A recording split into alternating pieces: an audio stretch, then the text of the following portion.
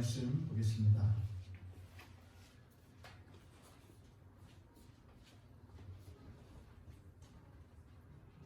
하나님의 말씀은 사도행전 20장 13절부터 16절까지. 사도행전 20장 13절부터 16절까지의 말씀 믿음을 함께 선포합니다. 우리는 앞서 배를 타고 아소에서 바울을 태우려고 그리로 가니 이는 바울이 걸어서 가고자 하여 그렇게 정하여 준 것이라. 바울이 아소에서 우리를 만나니 우리가 배에 태우고 미둘레네로 가서 거기서 떠나 이튿날 기오 앞에 오고 그 이튿날 사모에 들르고 또 그 다음날 밀레로에 이르니라. 바울이 아시아에서 지체하지 않기 위하여 에베소를 지나 배 타고 가기로 작정하였으니 이는 될 수 있는 대로 오순절 안에 예루살렘에 이르려고 급히 가미르라. 아멘. 오늘 말씀은 이 바울의 짧은 여정이 기록이 되어 있습니다. 짧지만 많은 지역을 돌아서 이제 예루살렘 길에 있는 그런 바울 일행을 우리가 볼 수 있지요. 오히려 이렇게 짧은 그런 이 바울의 그런 여정 속에서 어찌 보면 좀 더 긴박감을 우리가 느낄 수가 있고, 뭔가 이 지체할 수 없는, 그러니까 오늘 말씀처럼 아소에 들렸다가 미둘레네 갔다가 기오, 그 다음에 사모, 그 다음에 밀레도에 이르는 이 짧은 여정을 우리가 따라가 보면 뭔가 정말 긴박감을 느낄 수 있지 않습니까? 바울 일행이 지금 여행을 가는 것이 아니고 이 아소에, 미둘레네에, 기오에, 사모에, 밀레도에 이렇게 들리지만 전혀 머물거나 그런 망설임이 없이 쭉쭉쭉쭉 지금 가고 있는 그런 이 바울 일행의 여정을 이제 우리가 볼 수가 있습니다.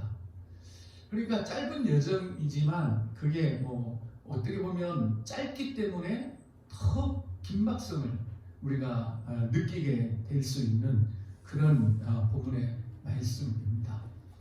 여행 가면 뭐 아소에서 조금 머물고 그 다음에 둘러보기도 하고, 그 다음에 미둘레네로 가서 거기서 또 하루 정도 묵었다가 둘러보고, 그 다음에 기오에 가서 또 맛있는 식사도 하고, 이런 일정이겠지만 전혀 그런 게 없습니다.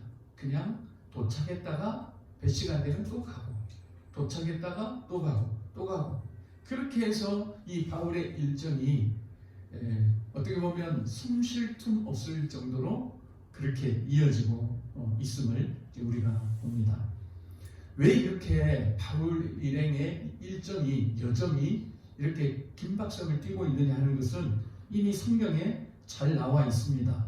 16절에 보면 바울이 아시아에서 지체하지 않기 위했다. 이 아시아에서 한시라도 지체하지 않고, 그러니까 시간을 허송세월하지 않고, 그리고 시간을 헛되이 보내지 않고 이 에베소를 지나서 지금 예루살렘으로 가려고 한다라고 기록이 되어 있죠. 에베소를 지나 배 타고 가기로 작정하였다. 아주 결심했던 겁니다. 그러니까 이건 뭐 양보할 수 없는 거죠. 이렇게 어떤 긴박성을 가지고 지금 지역을 가는 이유는 될 수 있는 대로 할 수만 있다면 오순절 안에 예루살렘에 이르려고 급히 가니라. 그렇죠? 급히 갔다.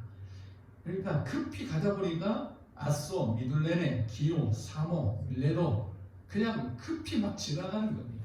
근데 이런 그 지역들은 목적지가 아니고 예루살렘이 오직 목적지였고, 그 예루살렘을 가는 그런 하나의 과정이었지요. 그러기에 이런 지역을 지났지만 거기서 조금 더 지체하지 않고 예루살렘을 향해서 뭔가 이 긴박성을 가지고 그들이 지금 진행하고 하는 그런 것을 우리가 볼 수 있는 겁니다. 왜 이렇게 지체하지 않고 될 수 있는 대로 급히 이 예루살렘으로 올라가야 하는가 라는 질문에 대해서는 오순절 안에 들어가야 된다는 거죠. 예루살렘에. 오순절 안에 예루살렘에 도착을 해야만 되겠기에 이렇게 지체하지 않고 급히 지금 바울 일행이 일정을 그렇게 잡고 있습니다. 그러면 왜 오순절 안에 예루살렘에 도착을 해야 됩니까? 이미 우리는 사도행전 1장, 2장을 통해서 보았죠. 이 오순절에 각지로부터 사람들이 모여들 겁니다. 그래서 사도행전에 보면 거기서 각기 방언으로 말할 때에 뭐 본도, 길리기아 뭐 이런 데서 온 사람들이 다 알아들었잖아요. 그러니까 이 오순절에 예루살렘에는 엄청난 사람들이 모이는 겁니다. 거기에. 그래서 그렇게 엄청난 사람들이 모이는 이 오순절에 예루살렘에 올라가서 바울은 복음을 전하고 싶었던 거죠. 복음을 전하고 싶었던 거예요. 자, 그렇게 보면 지금 이 바울 일행이 지금 이런 여러 지역들을 거쳐서 예루살렘으로 가는 것은 그들의 의지가 아니고 지금 복음이 계속 전진하고 있고 이 바울 일행은 그 복음을 따라서 지금 순종하며 가는 거예요. 우리가 볼 때는 바울 일행이 이렇게 막 갔다고 하지만 아니에요. 실제는 하나님의 복음의 말씀이 갔고 사도 바울 일행은 그를 따라가는 거예요. 이게 순서입니다, 여러분. 우리는 말씀을 따라갑니다, 항상. 말씀이 먼저 가고 말씀이 우리를 앞섭니다. 그리고 우리는 따라가는 거죠. 바울 일행도 그랬습니다. 말씀이 먼저 가는 거죠. 그리고 이 바울 일행이 따라가는 거예요. 이 바울과 그 일행이 여행을 하기로 했다면 그들이 먼저 가는 거겠지요. 그렇지만 이 복음을 전해야 된다는 이 한 가지 사실. 솔직히 이 예루살렘으로 올라가는 일이 쉽지는 않아요. 왜냐하면 예루살렘에 올라가면 결박과 환난이 기다리고 있다. 성령이 밝히 말씀을 하셨습니다. 그러니 뭐 즐거운 길은 아니겠죠. 예를 들면 우리가 서울 가는데 나 서울 가면 바로 수갑 차고 거기서 환난을 받는 것이 기다리고 있다 그러면 서울 가는 길이 즐겁겠습니까? 할 수만 있다면 지체하겠지요.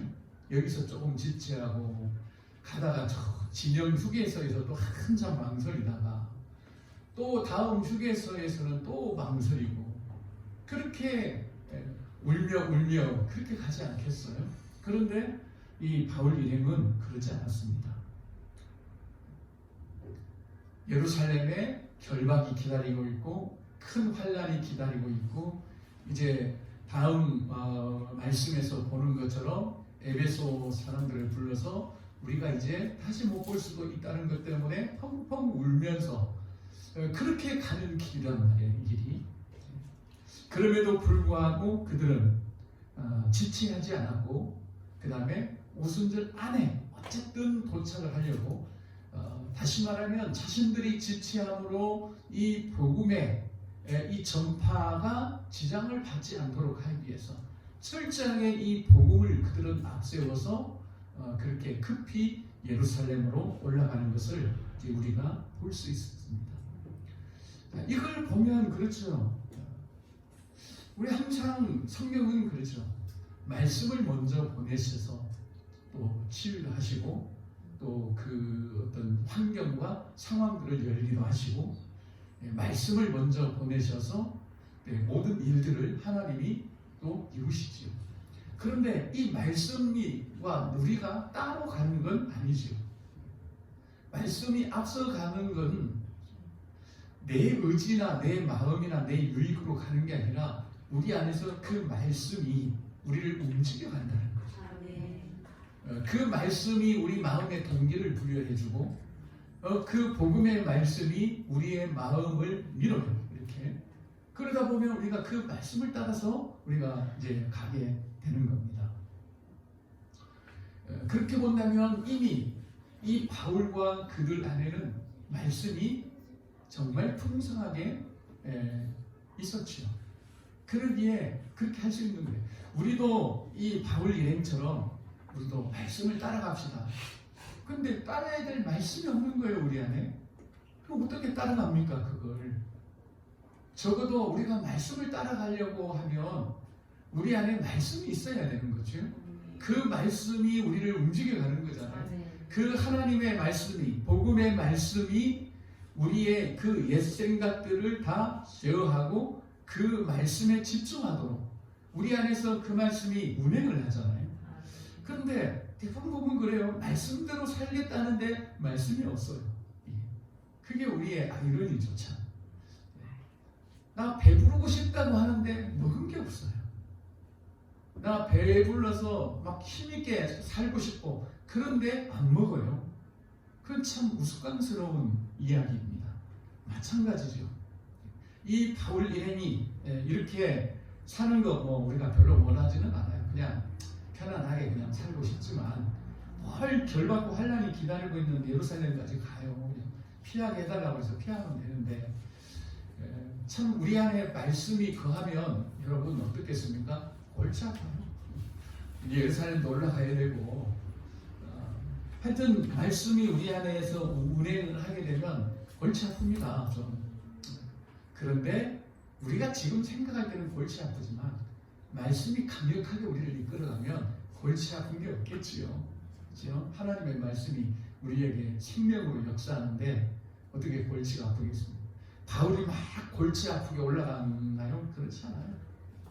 얼마든지 피할 수 있었는데도 불구하고 바울은 오히려 내가 이 예루살렘에 가서 복음을 전파하는 이 사명을 내가 다하기까지 내 생명도 조금도 아깝게 여기지 않는다라고 이제 나중에 나오지요. 그 정도로 하나님의 말씀에 사로잡혀 있는 그런 바울이었습니다. 이런 걸 보면 참 우리 안에 하나님의 말씀이 참 부족하구나 그런 것을 느낍니다. 우리는 지금 13절, 14절, 15절 훅 지나왔지만 이 자료를 제가 보니까 이게 보통 300km 된다고 해요. 300km.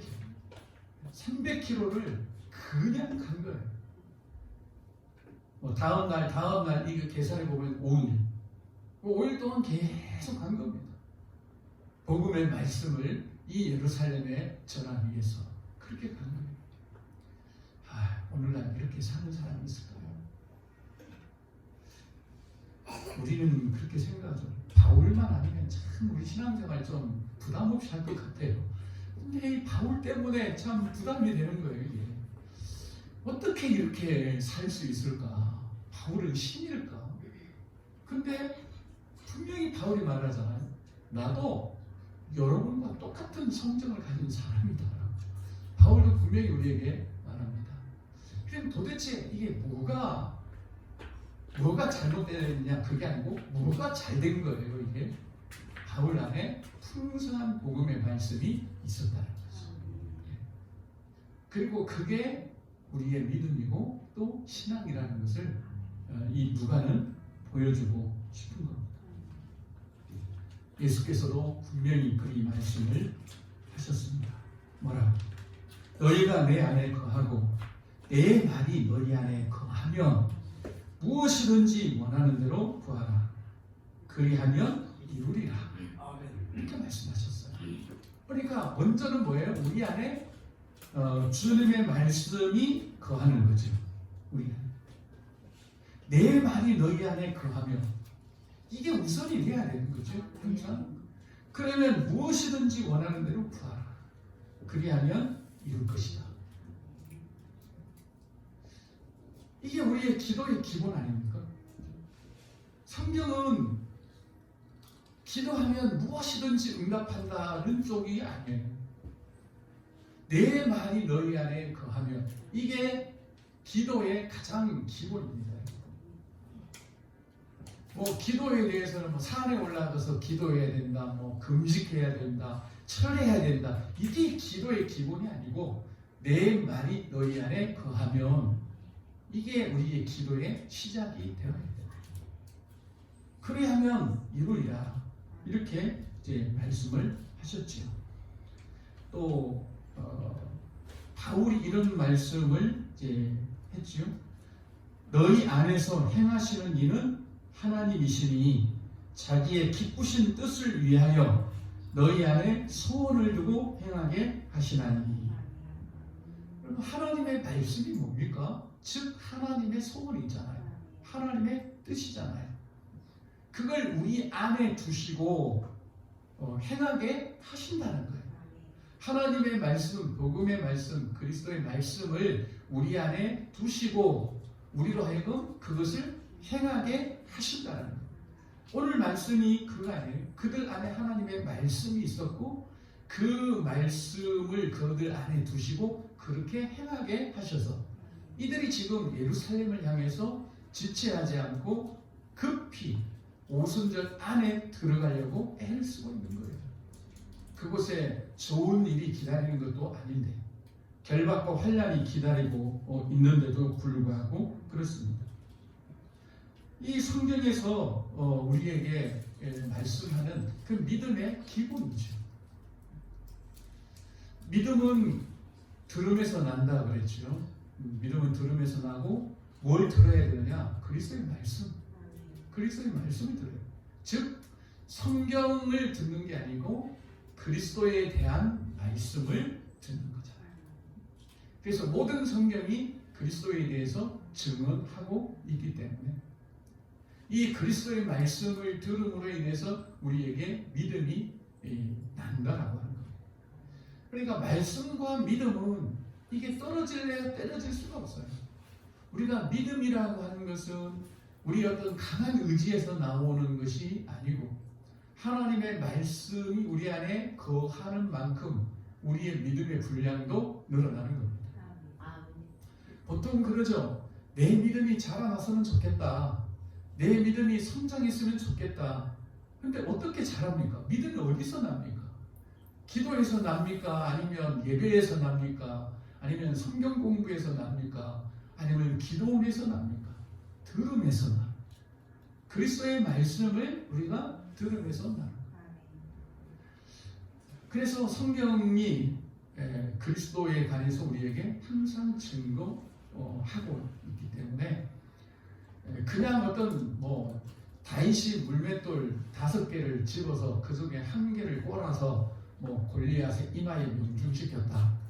이게 우리의 믿음을 낳는 게 아니잖아요. 홍해를 건넜다. 이게 우리의 믿음을 나게 합니까? 이스라엘 백성들이 애국을 탈출했는데 앞에는 홍해요. 뒤에는 애국 군대가 따라왔는데 하나님이 홍해를 갈라셔서 그 길로 건너게 하셨다. 그러니 우리도 앞뒤가 막힐 때 걱정하지 말고 하나님 바라보자. 그러면 믿음이 생기는가요? 이게 아니잖아요. 그 홍해를 가르는 그 가운데 우리에게 비춰지는 이 예수 그리스도가 드러날 때 그분에 대한 신뢰, 그분에 대한 의지가 우리에게 넘쳐나게 되는 거예요. 저는 그래서 성경을 가르치지 말라 그렇게 말하고 싶어요. 예수 그리스도를 가르쳐야 되죠. 사도행전에 있는 것처럼 성전에 있든지 집에 있든지 예수가 그리스도라는 것을 가르치고 전파하는 데 힘썼던 것처럼 또 아볼로가 성경으로서 예수가 그리스도라는 것을 가르쳐서 적지 않은 위로와 은혜를 주었다는 것처럼 사도 바울이 성경을 펴서 예수가 그리스도라는 것을 증언하여 유대인을 이긴 것처럼 그렇게 우리는 성경을 통해서 예수 그리스도가 증거가 되어야 돼요. 그래야 우리 믿음이 자라고 우리 믿음이 성숙하고 또 우리가 그렇게 사는 거죠. 우리는 둘 중에 하나죠. 하나님의 지혜로 사느냐 아니면 우리 생각으로 우리 경험으로 우리가 지금까지 쌓아온 그런 어떤 지식으로 사느냐 이 둘 중에 하나 아니겠습니까? 사실 우리에게는 지혜도 없고 또 지식도 그렇게 우리를 살릴 만큼의 그런 것도 없어요. 예, 요즘 뭐 주변에서도 그렇게 부쩍 뭐 갱년기 이야기 하잖아요. 우리는 갱년기를 이길 만한 능력도 사실 없는 거예요. 그렇지만 그리스도의 말씀이 우리 안에 풍성히 거하면 거기서 모든 지혜와 지식들이 나타나게 되는 겁니다. 이거는 우리가 분명하게 한번 좀 성경을 찾고 넘어가도록 하겠습니다. 골로새서 3장 16절 17절입니다. 그래서 우리가 뜬구름 잡는 식의 그런 걸 하지 말고 하나님 지혜롭게 살게 해주세요. 그러면 지혜롭게 살아지겠습니까? 이게 하나님은 이미 우리에게 다 그런 방법을 말씀을 해주셨는데 우리는 그냥 뜬구름 잡는 식이에요. 막 우기면 되는 줄 알아요. 우리는. 그렇지만 하나님의 진리는 정확무호합니다. 골로새서 3장 16절 17절 우리 같이 읽겠습니다. 그리스도의 말씀이 너희 속에 풍성히 거하여 모든 지혜와 피차 가르치며 권면하고 시와 찬송과 신령한 노래를 부르며 감사하는 마음으로 하나님을 찬양하고 또 무엇을 하든지 말에나 일에나 다 주 예수의 이름으로 하고 그를 힘입어 하나님 아버지께 감사하라. 아멘. 이 모든 근거가 어디 있습니까? 그리스도의 말씀이 너희 속에 풍성히 거해야 된다. 그리스도의 말씀, 예수 그리스도에 관한 말씀, 예수 그리스도가 어떤 분이냐에 대한 말씀이 우리 안에 풍성히 거하면 모든 지혜로 피차 가르친다. 이거 없이 가르치려고 하면 문제가 생기죠. 항상. 그리고 그리스도의 말씀이 너희 속에 풍성히 거할 때 권면하고 우리는 그냥 지혜식대로 권면하니까 들을 때는 예의하는 것 같지만 듣고 나면 기분 나쁘고 그런 거죠. 그런 권면이 아무런 그런 효과가 없는 거죠. 왜냐하면 그리스도의 말씀이 우리 안에 풍성히 거해요. 시와 찬송과 신령한 노래를 부르며 저도 이게 경험을 하는 건데요. 말씀이 우리 안에 풍성히 거하면 이 찬송이 저절로 나오게 되어 있습니다. 그리고 이 찬양이 달라요. 찬양. 그러니까 주일 예배나 이럴 때 드릴 때 보면 달라요. 안에 말씀이 풍성히 거하지 않는 사람은 이 찬송을 못해요. 그리고 정말 우리 안에 그리스도의 말씀이 풍성히 거하면 시와 찬송과 신령한 노래를 부르며 감사하는 마음으로 하나님을 찬양하게 되어 있는 거죠. 이 차이인 거예요. 차이. 그런데 이게 안 되면 찬송가 4절까지 있는 게 힘든 거예요. 너무 힘들고 1절부터 4절까지 집중해서 우리가 할 수가 없어요. 또 무엇을 하든지 말해라 이르는 다 주 예수의 이름으로 하고 근데 우리는 앞에 싹 떼버리고 뭘 하든지 주님 이름으로 해야 됩니다. 그게 되냐고요. 이게 안 되지. 다 지 이름으로 하지. 말만 그렇게 해놓고 그를 힘입어 하나님 아버지께 감사해요. 우리 그러죠. 하나님은 나의 능력이시고 우리 주 예수 그리스도는 나의 힘이십니다. 그런데 이게 힘이 되냐고요? 안 되지요. 왜? 그리스도의 말씀이 풍성히 거하지 않으면 이게 다 그냥 하나의 헛된 이론에 불과합니다. 이 모든 것들은 주께서 말씀하셨죠. 내 말이 너희 안에 거하면 내 말이 너희 안에 거하면 그래서 어쨌든 우리는 신앙의 그런 우선순위를 정해야 되는데 어린아이들이 자랄 때도요 걸음마도 안 하고 막 뛰고 막 난리치려고 그러면 안 돼요. 그러면 몸이 먼저 나가서 뒹굴죠. 마음은 벌써 저기 가 있고 발은 안 떨어지고 그러면 엎어질 수밖에 없죠. 우리가 그런 상황에 지금 있지 않나. 그리스도의 말씀이 우리 안에 차곡차곡 쌓여져 가는 것이 우리가 걸음마를 배우는 단계고 그 다음에 우리가 걷고 뛰는데 그 걸음마를 안 하고 무조건 뛰려고 하니까 마음은 원인데 이게 안 되는 거죠. 신앙생활이잖아요. 그래서 그런 우리를 탓하자는 게 아니라 지금부터라도 다시 시작하자는 거죠. 안 늦었어요. 우리. 안 늦었습니다. 지금부터라도 그리스도의 말씀이 우리 안에 풍성하게 거하도록 그렇게 하나하나 한 말씀 이제 쌓아 나가는 거예요. 축적해 나가는 거예요. 쌓는 거는 이제 뭐 우리 개인의 몫이잖아요.